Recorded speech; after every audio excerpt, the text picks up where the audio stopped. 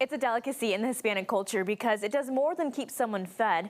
It's a sweet treat that sparks conversation and honors core cultural values like food and togetherness. Pan dulce, or sweetbread, is a popular pastry in Mexico and in the Hispanic culture. Mexico doesn't always have the resources or the money to buy good food sometimes, so bread is just, another alternative is cheaper as well. The bread comes in many different sizes. A very common bread that Mexican people like is they're called conchas. It's sweet bread.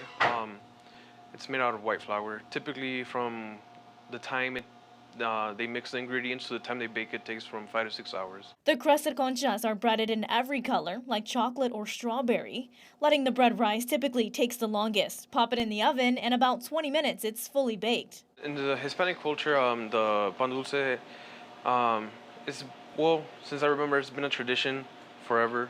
It's basically a staple in Hispanic culture. A staple that does more than please one's taste buds. Eating pan dulce is not just a way of feeding yourself and eating a sweet piece of bread.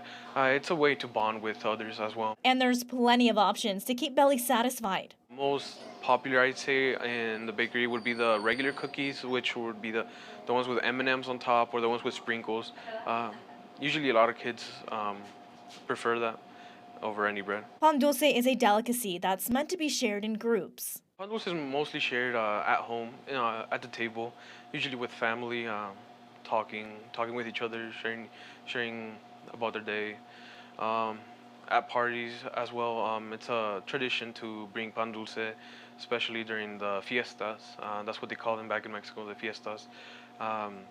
It's common to bring pan dulce and share with your loved ones and friends. Brian Tapia says pan dulce is popular among other ethnicities too. It's not just Hispanics that are buying pan dulce now, different types of races as well, for different types of purposes. Tapia is the fourth generation in his family to carry on the panaderia or bakery business. In Mexico, for a lot of people that have bakeries, it's more of an economic driver. Over there is basically their whole life. It's a way of feeding themselves. His family's business, Panaderia San Miguel in South Sioux City, has served the Siouxland community for 10 years. And like in many households, pan dulce is most wanted around the holidays. People eat it usually in the morning with coffee or at night with milk. Mostly during the holidays is when you see it most commonly. Tapia says he's forever grateful for what his family was able to create, all thanks to the simple sweet treat. I'm very grateful for them. They provided a life for us that we might have not been able to live in Mexico out of pan dulce.